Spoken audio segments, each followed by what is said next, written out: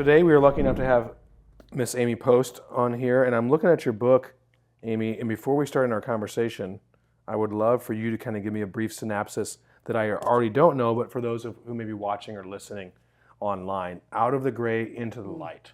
Yeah. Right? Yeah. Good question. It feels like it's been forever ago that I wrote the book because I've just been going through this journey. Let's set it here. But the book, honestly, is my heart put on a plate. It is the journey with my daughter and I when she was 3 and she was diagnosed with malignant liver cancer and a rare genetic cancer gene that will bring 2 additional cancer diagnoses. It then brought me full circle a couple of years ago to a complete surrender where I was just not in a good place. Really feeling as though, just isolated, self-destructive, and things just didn't feel right. Something needed to change. There was a lot of things that I think I was maybe needing to do that I wasn't doing. I was listening to society and family about who I was supposed to be and what I was supposed to do, and don't rock the boat and don't change, and things are fine. And so I really just a bunch of cliche buzzwords. Yeah, absolutely. So I just broke down one day and called a friend and said, I think I have to write a book.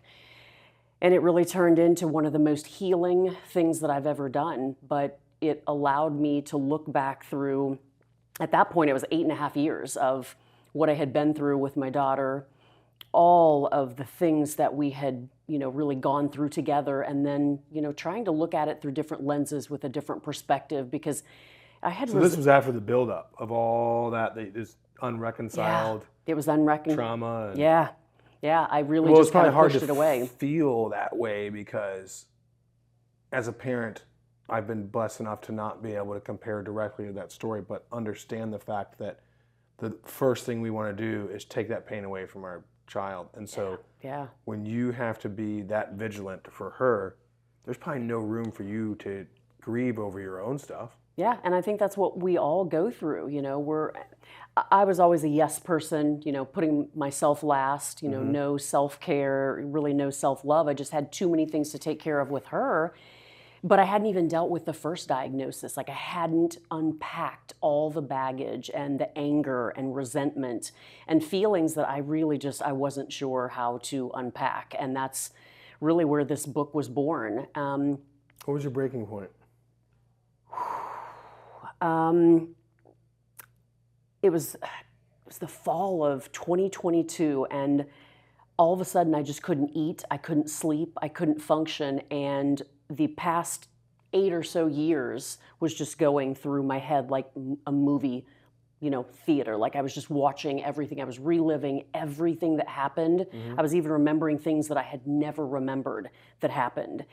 And I didn't understand it. If that could have put me over the edge, I think it almost did.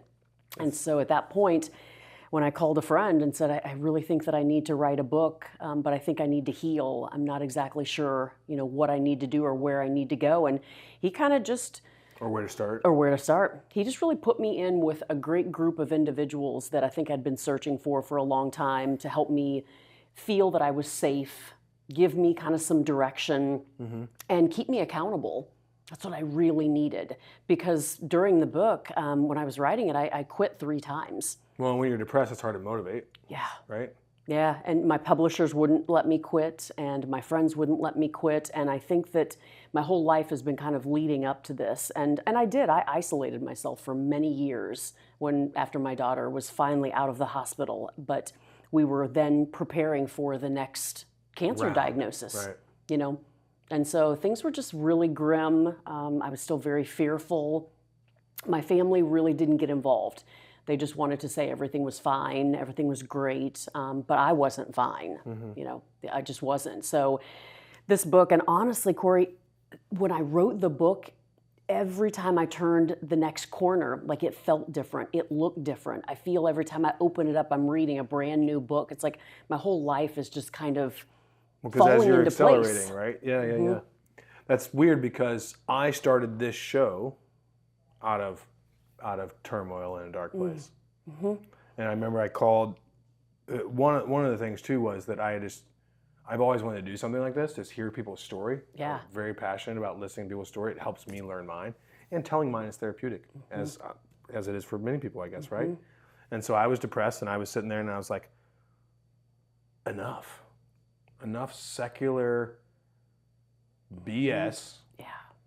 I was hiding away from myself, and I was so good at being charming or talking shit, right? Like when I was younger, it was that, oh, I have a silver tongue, or all these words and things like that. And it wasn't until I got much older where people were like, oh, he speaks well, or he could do this. But I was always so insulted by, he could sell ketchup popsicle to a woman in white gloves kind of a thing.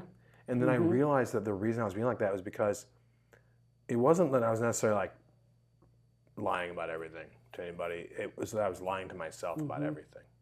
I wasn't getting in touch with my traumas. I wasn't letting it happen. And I'd gotten so good at being like able to talk my way out of things, there was no accountability.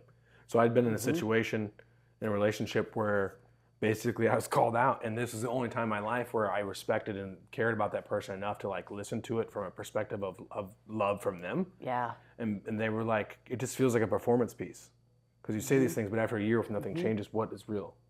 Oh, absolutely. And I was like, holy smokes. And whatever we think is real. I mean, our thoughts are real. I didn't believe in manifestation until very recently. This all happened in 40-something days, right? Like, it was something where I had gone home, and I sat down, and I was like looking at some clutter in my house. And I realized, I was like, man, I couldn't have a girl over here right now. I couldn't have my girlfriend come over here. I would be embarrassed, and she'd be uncomfortable. And right about then, my son had gotten into it with some neighbor, and she followed him in the house, and I was so uncomfortable. And the next day, I spent a little time cleaning my house. And it wasn't like disgusting. There wasn't like mice and stuff, but it was like, I don't like paint some picture where I'm just living in complete slums. It was just, there was darts, there was Nerf darts there, and like the clothes on the thing for my son. And so I cleaned it, and every day, and then like 7th day, I'm like wiping windows and wiping baseboards. And I'm like, I felt so comfortable, I felt so good, and it was calm. And I came home, and even though I was depressed, I felt good in my space. And I was like, man, what if I could do this with my spirit? What if I could do this with my mind? What if I could do this with my physical self? Oh, yeah. And so every day, 5:30 to 7:30, I'm conquering my own little world, because no matter how crappy my day gets now, I'm stronger, I'm closer to God. I have a softer heart from reflection. I have a more honest view of myself, because part of what I do in the morning is reflecting on the day before, not in a regretful way, but where did I get upset? What bothered me? Because one of my biggest flaws that I thought was like a cute quirk was everything was annoying. And I don't know if you ever saw, what is it, like I Love You Man? Or I think that was a movie where like Paul Rudd is just a cynic, and he's a cynic the whole time. And I was very much a cynic, and I thought it was quirky and funny, and it's not. I wasn't speaking positive about other people. I wasn't speaking positive about myself. And when you talk about manifestation, I created these changes to try and prove something to the person that I lost a relationship with. And along the way, I figured out, and this is my new favorite phrase, it's not faking it till you make it, it's doing it till you become it. Yes, oh, absolutely. I never really believed in self-love. I would joke it off. I'd be like, whatever. Or like I could play along with manifestation or different things. But you hosted a yoga session and poetry and sharing and all these things you're a part of the other day here at the club. And I was like, I really walked away from that feeling fulfilled, and something, instead of taking it as like I'm some 18-year-old kid trying to be funny or cool. Yeah.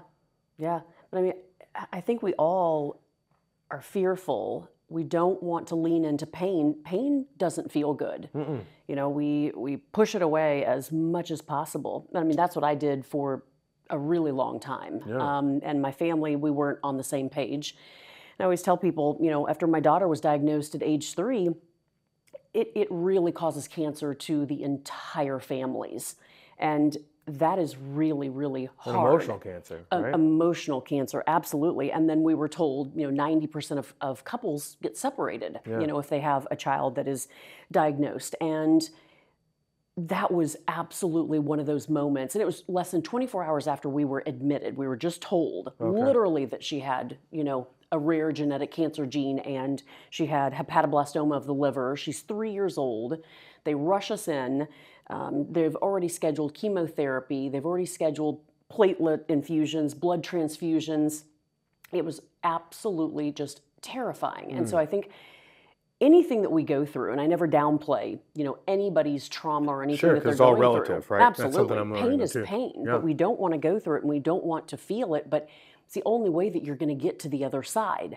But you've got to unpack that baggage. I mean, you have to. And I kind of relate to you. I remember, I clean the house and it just makes me feel so much better. And we spent years decluttering and just decluttering the whole house. Then I decluttered my mind and my body and my soul, and I just Did really you throw anything away clothes-wise?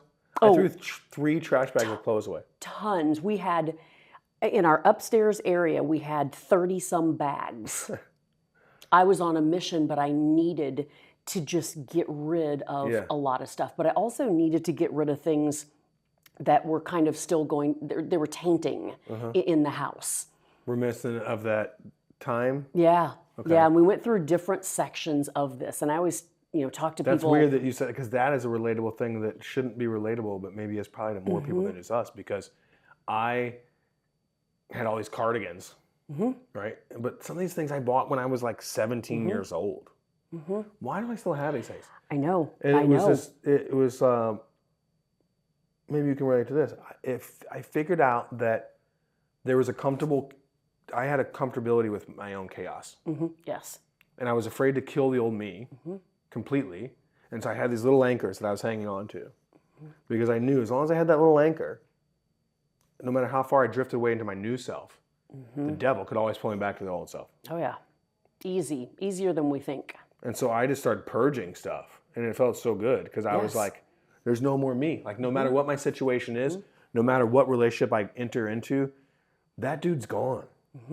See you later. Yep. Everything I knew about my life is over, because in order to go, I can only move forward now.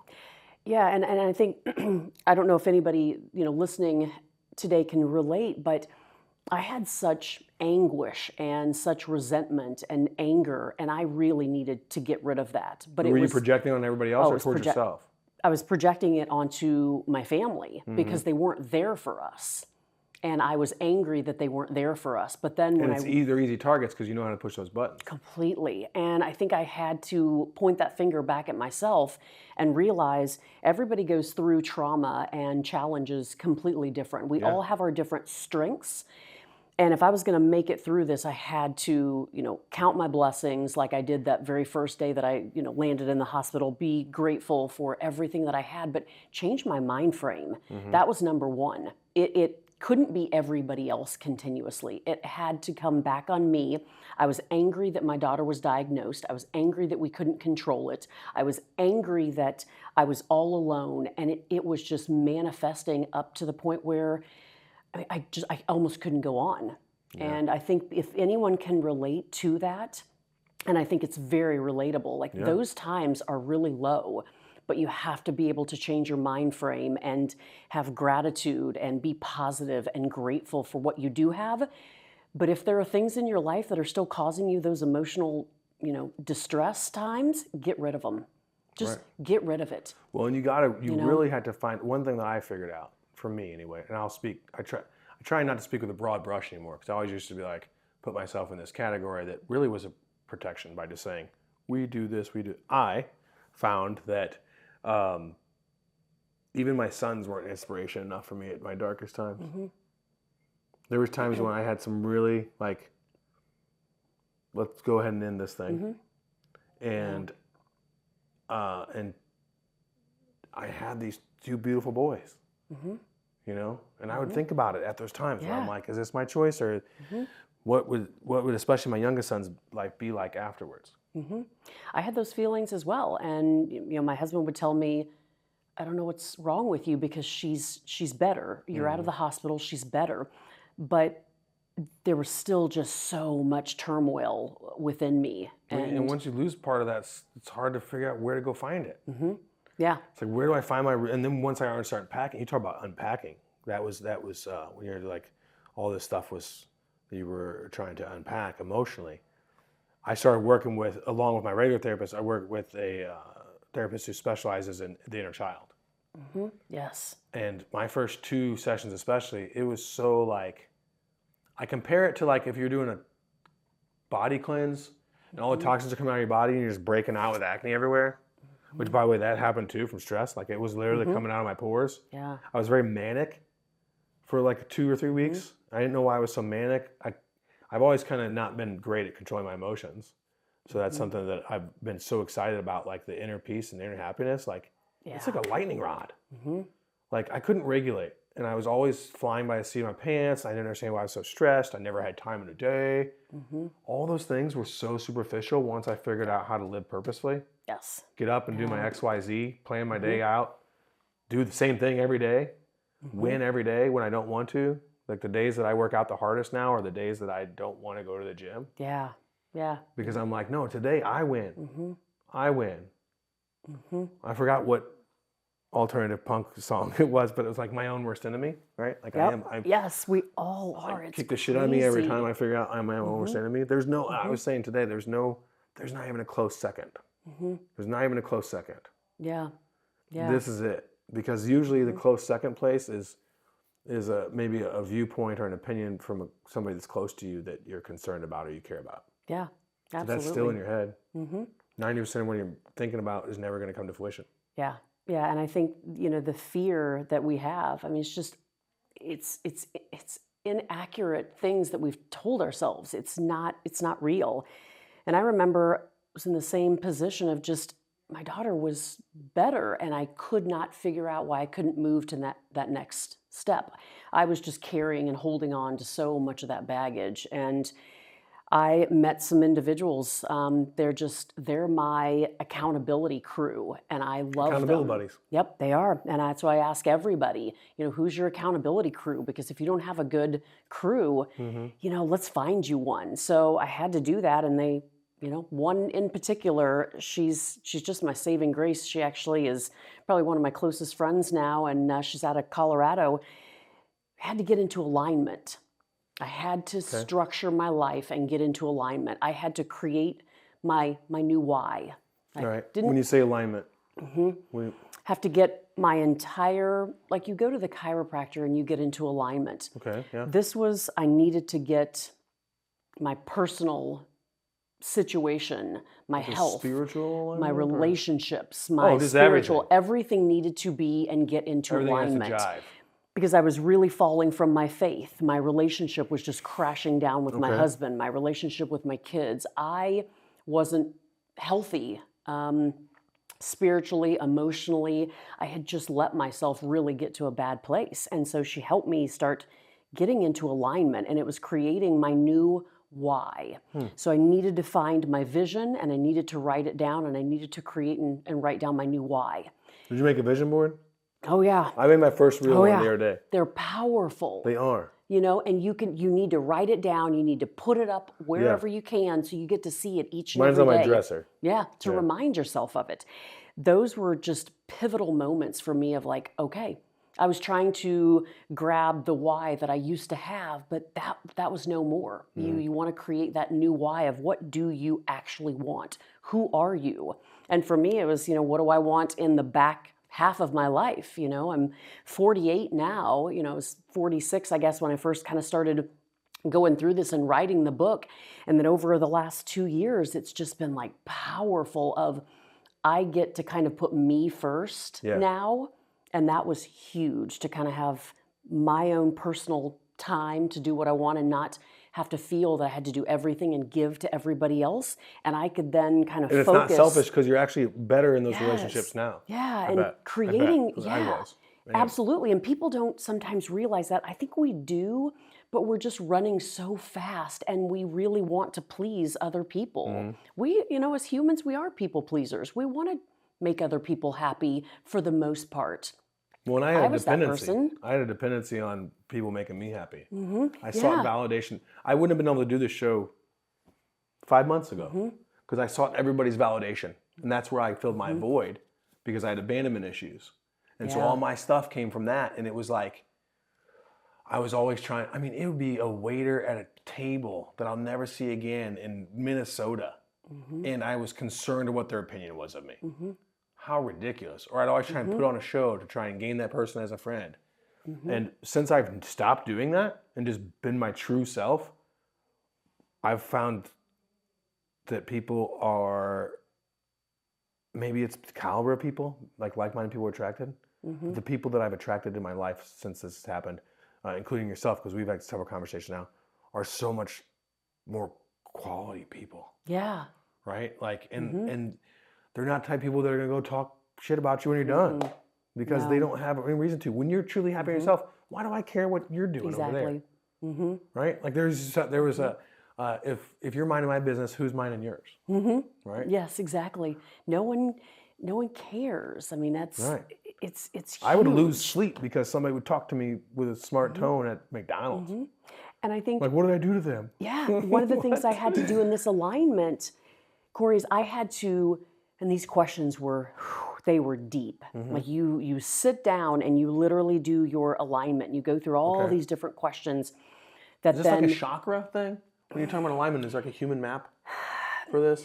There's not really a human map per se. I mean, you've got your pillars, you've got your values, you've got your alignment, your why, your vision, those types of things. But it really starts talking you back through all of your life. Like, do you remember, first memories? What did those memories, feel like? And, what did you do as a kid? And I think most of what we bring in those big old suitcases as our baggage is from much, much younger years. I didn't realize that mine actually was from my childhood. My brother was a drug addict. He was always in prison. My parents just absolutely gave him anything. So I learned if you are bad and you do bad things, you get rewarded for that. You get, offered to go to college anywhere you want. You get trucks, cars, you get feel bad. Clothes. They wanted anything that they could possibly do to beg him to stop this lifestyle and be, good.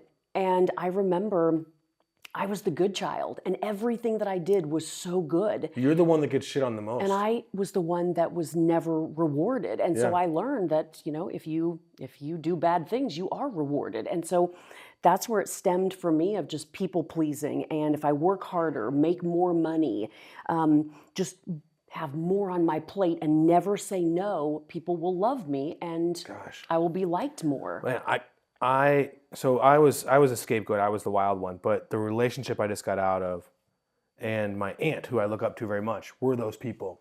And what's the hardest part about being that, I can only speculate, is that everybody assumes you have it together.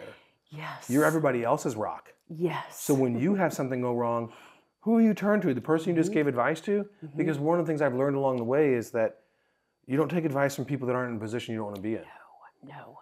Never. But when you're the stoic one in the family, the assumption is that, because I have an uncle who's not in that same boat, but he was the scapegoat. He was the bad kid, right? And he was always getting yelled at. And he got everything. And it was because they felt sorry for him in his condition. And I was kind of the same way. I was spoiled because people felt sorry that I had to bounce around. And the people who have it together, or seemingly have it together, or say, hey, you know what, I want to take on the burden of this family and try and be a good kid so that you don't have to deal with two of us, they're the ones that have nowhere to turn. And that probably explains the meltdown. It does. And I remember one day asking my mom, why she enabled my brother for so many years. And I'm one of those, like, I will push you. Like, if I need to have those conversations, like, I'm very, very direct. And she said, what's an enabler? And I remember at that moment realizing that she didn't know what she was doing. She didn't see it. My dad saw it. I mean, he moved out very early on after all of the debacle of my family, moved away, so they lived separately. So then the brother gets more pity now because he's been through this. And he knows who he can play off of. Sure. And then he starts having kids, and then they're in prison, and my mom and my dad get custody of my brother's second child. When he was one. I was back and forth between my grandparents and mom. Yeah, our whole life was just so crazy. And I remember making a list when I was really young of what I wanted to take from my family and what I didn't want to take from them and just those things. But I had forgotten that I took a lot of that baggage, that original baggage from, my brother and brought it forward and just dumped it on people. And I think we all should understand that sometimes in those moments of anger and whatever we're saying, it's not in that moment of what's happened. It's just all that darn baggage that we haven't unpacked. Yeah, mine's like I compare mine to like a Rolodex. So like when you do something that may have reminded me of various times, I run through all 2,000 scenarios, what those outcomes were and where's next, because my abandonment stuff caused me to always be in fight or flight. Yeah. But I was always figuring things out and I was always assuming the worst. I never felt comfortable after kindergarten. Yeah. I was at a different place every 2 years. And so my understanding was that inevitably bad things are going to happen to me. How do I prevent it? And the closer I felt to someone, the more love I felt from someone, I was too nice to ever be mean. I would self-destruct. And I would self-destruct in little ways to where it'd be like, hey, what's wrong? Hey, you're not acting like yourself today. And then the realization that I had about self-love was if I was in a survival situation and I was trapped in the middle of the woods and I built my campfire and I put my rocks around it and I stacked all my wood up and I knew that it's going to be 28 degrees tonight and I need some food. I'm going to have to do this. There's no way in heck I would sit around and wait for lightning to hit that fire or wait for someone when I'm in the middle of the woods, lost by myself, wait for my partner to magically appear and light my fire. And that was my happiness. That was the semblance of my entire existence up until really 3 months ago. And I never understood how important it was to light my own fire. The only way I'm going to get rescued is if I light my own fire. If my happiness and my love comes from here, nobody else can affect it. Yeah, because it's hard to live with someone who you're expected to Carry both their happiness. Carry their happiness, make them happy, make all the decisions. The weight of the world is really on our shoulders. And especially when that person's self-destructing, you're like, I don't think they're going to change. Yeah, it's tough. And when I decided to write this book, it was just in one of those moments where I either had to do it to heal and move forward. I didn't really know what was even in store. And I think sometimes it's better that we don't know what's in store. Yeah. I look back and I'll ask people, and I've had people ask me, would you have rather known that, your daughter was going to get cancer or not know? But which is worse? I don't know, Which is worse? But if you're not prepared for any of it, you don't know how to maneuver through, you don't have the tools, your toolbox is completely empty, you don't know how to manage anything, that's not a good way to live. And so I think those moments where I woke up, decided I'm going to write this book, I'm not happy in medical sales, I'm making tons of money, I've got everything that everybody would look in and go, it's a beautiful life, she's got everything, what's her problem? Yeah. I didn't know what my problem was, so I needed to lean into the uncomfortable and figure it out. But that's always been my style. If I don't feel comfortable with something, the first thing I would do is figure it out. Like, why the heck does that make me so uncomfortable? And so I've always been programmed like that. So one, I think it really helped my situation for me to advocate for myself and my daughter in the hospital and for others, because we changed numerous protocols. I was super, super thrilled to be able to do that. It was very difficult during, anybody in the hurricane. You can't see straight, you're sleep deprived, you just really can't function well, you can't make good decisions. It's just a really tough place to be. Yeah, when you're overwhelmed, you don't know where the yarn starts. Like, how can I undo this ball? Yeah, and you get to take a step out of it. And I've told everybody, you don't have to write a book, but you can journal it. You can make, a board of, all of your goals and your dreams and things that you want to do. And have your, crew of those accountability, teammates there with you. And so I think pushing myself to really write that, I tell everybody now, is just do what you feel is right, but every time you turn that page and then go back and reread that page, it's going to feel like a new page if you'll just have a different perspective and look through a different lens. Because we couldn't control anything that was happening with our daughter. I realized that quickly when I tried as hard as I could to control the situation, but I couldn't. Nothing was going to take it away. Now, we could change her diet, we could change, all kinds of different things that we did have a slight bit of control. I didn't know the outcome, but I knew I could make small movements. but I could control my mind frame. But that stuff you can't control is the stuff that drives you crazy. It does. It really does. And I think I let that affect Especially for me. someone who's used to controlling things. I was in the same situation. Yeah, it's tough. You got a problem? All right, let's fix it right now. Let's fix it. Mm-hmm. Right? And if I can't, it's like, Yeah. I don't know where my mood even starts. It's just like, boof, everywhere. And then you can't fix so many things, and that pile just... Other people's emotions was the main one that I was focused on.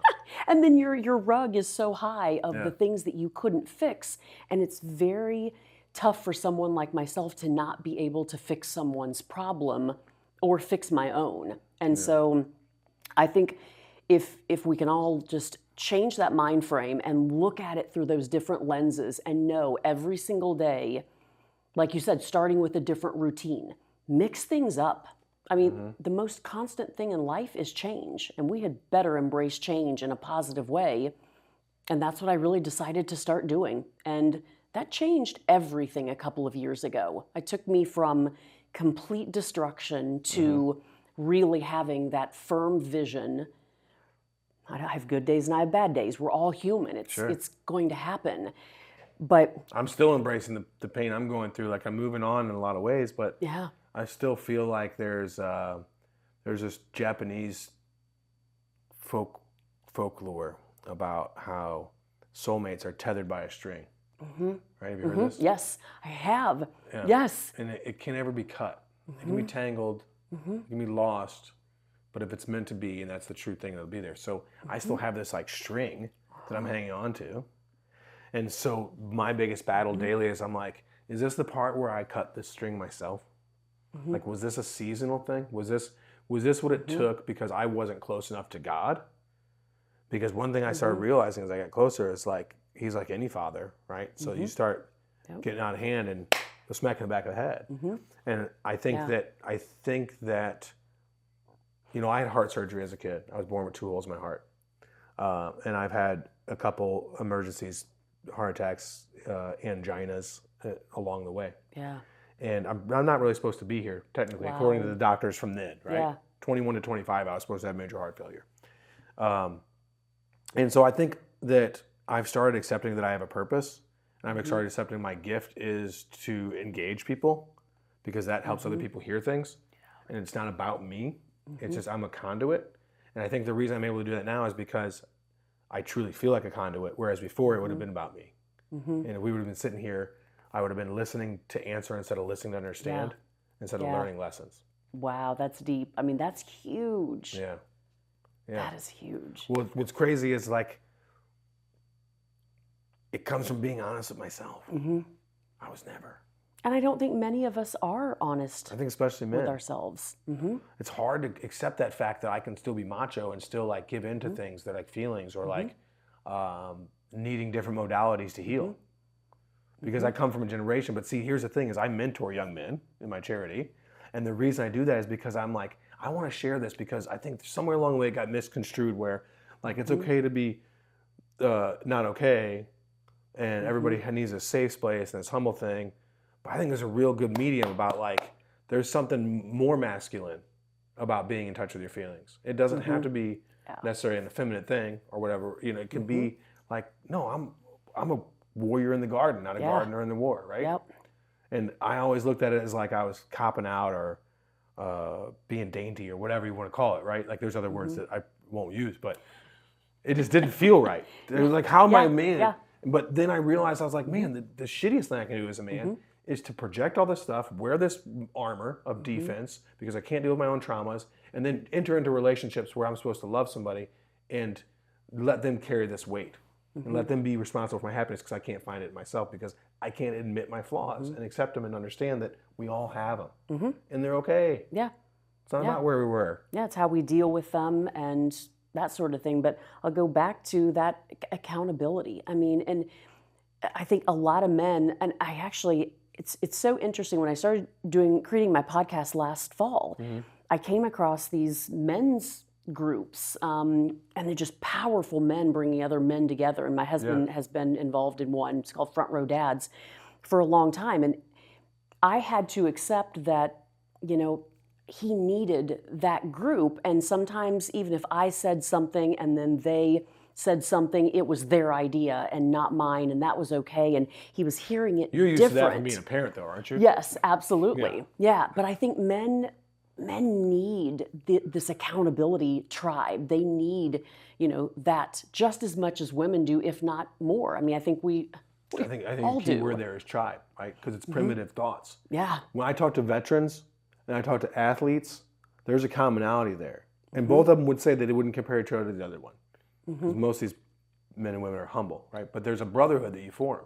Yes. When you play sports with somebody for X amount of years and you're leaning on them for your wins and your losses, there's a thing that hurts. When you go into war with somebody, there's a brotherhood. And the suicide rate is so high in these groups, especially with men, because like you're saying, once we get out, we're isolated creatures.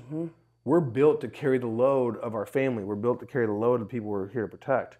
But in actuality, what's inside of us is we need to be part of a group. We weren't hunting and gathering singularity. We were a tribe. And it's so interesting. I mean, there are lots and lots of groups out there. And I think, after I wrote the book, I needed to take it a step further. And developing the podcast was amazing. I called it Advocacy and Hope. And I have interviews kind of like this with just wildly, just incredible people with great stories, but great mind frames. They've got a good attitude.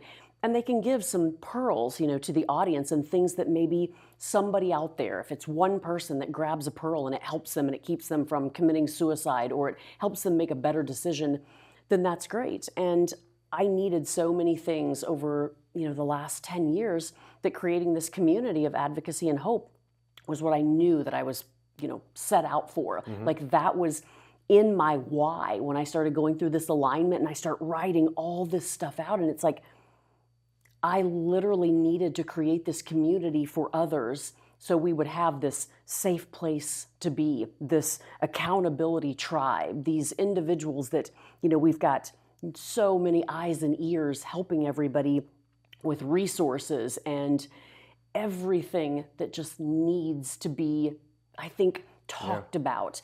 But if you're sitting there going to the wrong person, like I was for so many years, and I had my family who, they just didn't get it. They didn't know what to say. They didn't have any idea what to do about what I was going through with my daughter. I wanted them so badly to understand. And at some point, I just had to realize that wasn't going to work. I had to walk away from that and kind of find a different group of individuals. And that was scary. For those emotions. And because there's something probably important about understanding and accepting your family for who they are too, right? Yeah, I completely had to. They can't be this, but they can be this, and that's just how I got to go into that situation, understanding that. Yeah, and I mean that was my situation, but I think that situation there's such a purpose behind it, because I don't think I would have ever created this community the way that I'm creating it now, because I created it out of such brokenness of myself. A need. I mean, I can relate to all these women, all of these individuals coming up and saying, you're so inspiring. I love it. I never knew that I was inspiring in anything else except for sales. Like I could do sales amazing, and that's where I held my value and my worth. And I think that if anybody knows, that's not it. Your value and your worth is not in the amount of money that you bring to the table. When you were hearing those things, was that when you were sharing and you were just being honest? Yeah. Right? Yeah. That's the only time I've ever heard it in my life too, is recently. I sat across the table from who I consider my best friend now, Mr. Reed Lowe, who you know. And he's like, dude, we got to start hanging out again every day. He's like, whatever you got going on is like, so, he's like, I'm on fire right now. Yeah, you find those people you just feel energized around, but they genuinely care. They want to hear about your problems, and they're not going, we as humans take, somebody tells us a story, I would always tell people what happened to us, or they would hear, and they'd just be like, whoa, like that's heavy. I mean, like, oh man, my situation's not nearly as bad as yours. Hope you're doing all right. And it just very uncomfortable, weird. Yeah. That's okay. It's totally okay. They helped the way that they thought they could help. They came, they were at least there. And I think that you have to find that group or those 1-2 people who you really know care. And I think developing this group, it just feels so amazing because I am, like you said, surrounded by such amazing people, inspiring, grateful, positive people. And it's not that they don't have bad days, they do, but we're all there in kind of this, we just understand There's what's an happening. unconditional trust. Yeah. And if that's you have that's what I told Reed when he was saying that. He was like, Yeah. dude, I said, bro, do you understand that you got me to this point?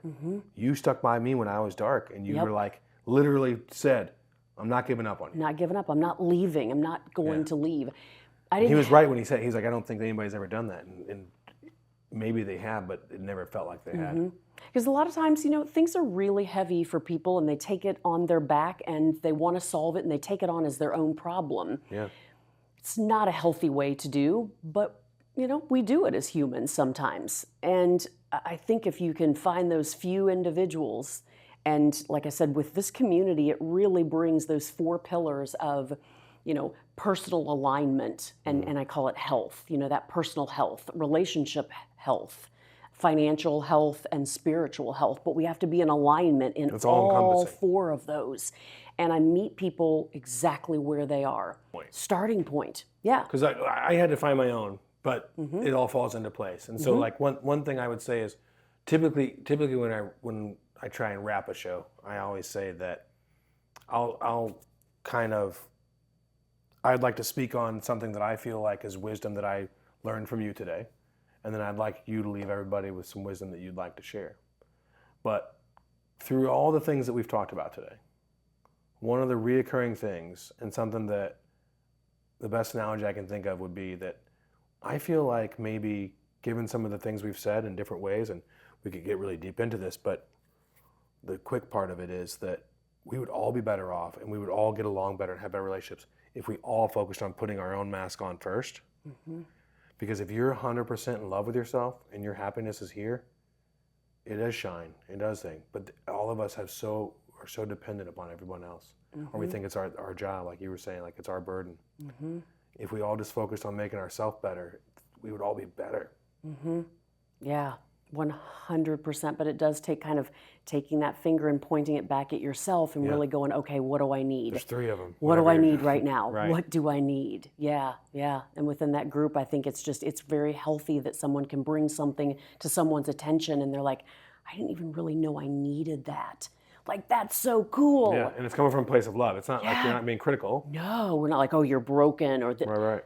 We bring things to the table and you're like, wow, I'm going to try that. I mean, it's what I would tell people, and I wrote this book from the depths of my heart. Like, there is not anybody that would pick up that book and read it and go, okay, she just wasn't being real. Right. Like, it is real, it is raw. I want people to know that their story. It wasn't like Sunday to Sunday and you're done. Like, their story is massively important. I tell my daughter every single day, and she's got scars all over her body. I mean, she's just scarred from top to bottom. And she hated her scars for so long, and I said, they're beautiful. It's what makes you you. Don't hide them. Those are your unique things that you now as a warrior get to share with everybody else of what you've been through, and you get to help heal people. And you're not alone, but you've got to dive into your story. You've got to lean into your uncomfortable areas. It doesn't have to be scary if you have the right people around you, but you are not alone. Right. You're just not. And I think we just need more love and more hope in this world. And if we can just do that one person at a time or one group at a time. But I would also tell people, don't be scared. I know you're scared and you don't want to join it. Is this your advice piece, this part? Yeah. I really want people, one, to know that they aren't alone, because most of us think that we are totally alone. Nobody else would have a clue about what we're going through. Yeah. It's not true. It is absolutely not true. But if you're willing to lean into those uncomfortable moments and take a chance, you will realize that your story is more important than you will ever know. And it's probably going to be a challenging story. I didn't know that this right here would make the riveting effect that it has of the feedback that I have received. It's humbling. I had no idea people would react and tell me how amazing it was and how much they appreciated me opening up and how moving it was. It's okay to be you. Yeah, It being is vulnerable is great. It's okay. And if you're not around the right people that accept that vulnerability and who you really are, man, find those people. But I want to bring people into a community where, just wholesome, good, honest, faith-driven individuals, are. And they're going to be there for you 100% of the time. I love it. And thank you so very, very much for coming and sharing. Corey, thank you. I have really enjoyed getting to know you. I think it was meant to be. I think we're all just on this little journey where we're meeting and running into the exact people that we're supposed to meet at the right time. There's a lot of us on this right now, isn't there? Mm-hmm. That's very cool. Where can people find your book, and where can they find out more about you? Because I know you have a podcast also, right? Yeah, I do. So I have a website. We just redesigned it. If anybody would be willing to go to my website at amypost.com, you can read a little bit more about me. You can really just read, I think the first chapter or two of the book if you'd like to. You learn more about the community, the coaching, sign up for our newsletter. I put out a free newsletter every Tuesday. And then we also have a live podcast for advocacy and hope. It's every Monday at 10 a.m. Central Standard Time. Okay. And then ordering the book, you can find it there on my website at amypost.com. It'll take you to a place where you can go on Amazon, Target, all the major retailers and order it there. And I would appreciate any support at all for this book, and to just reach out to me, ask me to pray for you, tell me your story. It will just make my heart smile. Excellent. Thank you. Thank you.